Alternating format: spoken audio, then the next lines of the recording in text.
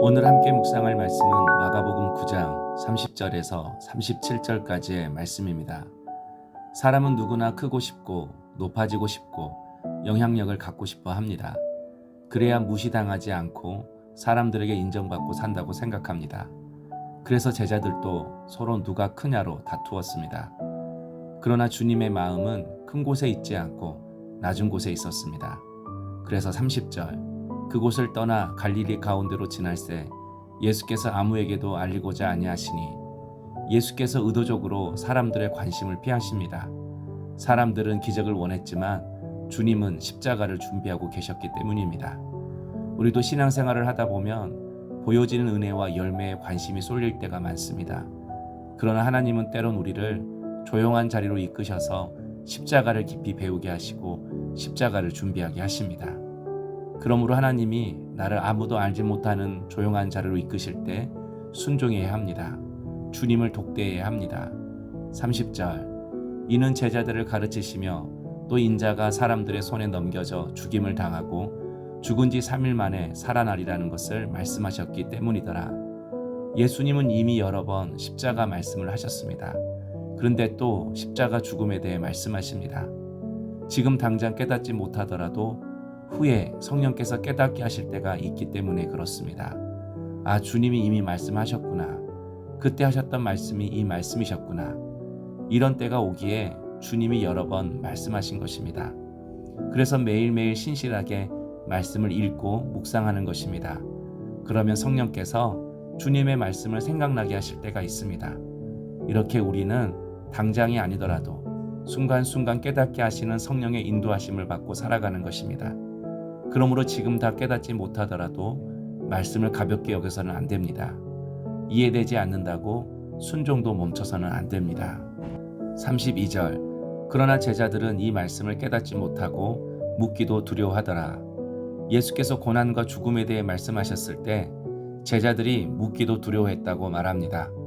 주님께서 자신들의 기대와 생각과 다르게 말씀하셨기 때문입니다. 혹시 우리 안에도 주님께서 나와 다른 방향으로 나를 인도하실까봐 걱정이 있지는 않습니까? 나의 기대와는 다르게 역사하실 것 같아 염려가 있지 않습니까?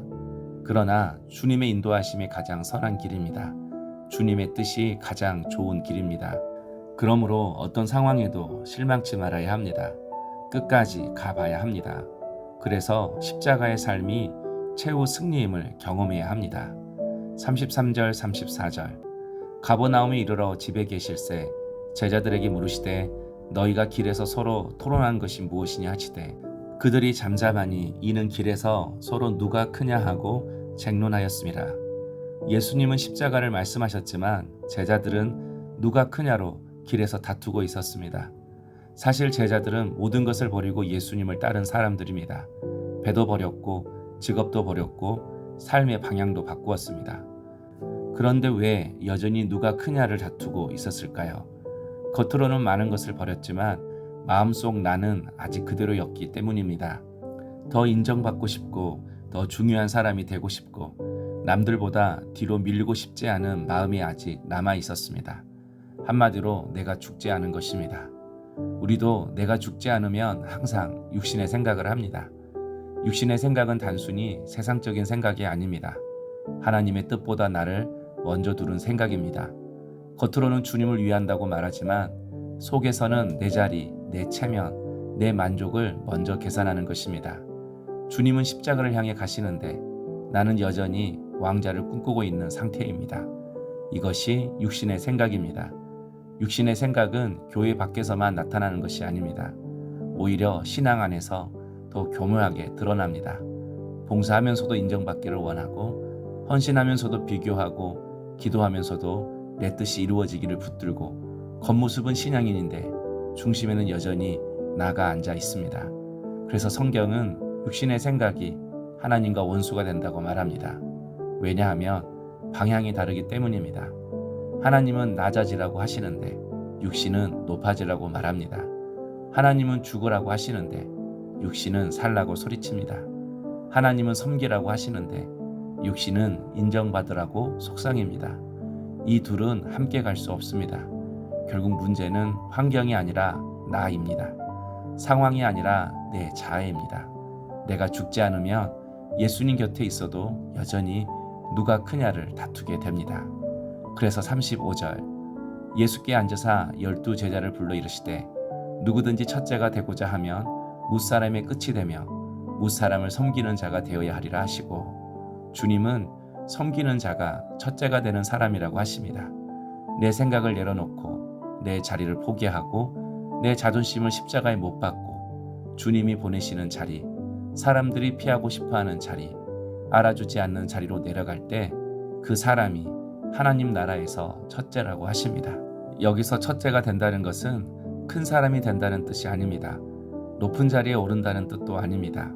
하나님의 뜻을 이루는 통로가 되는 것, 하나님 나라를 위해 쓰임받는 사람이 된다는 뜻입니다.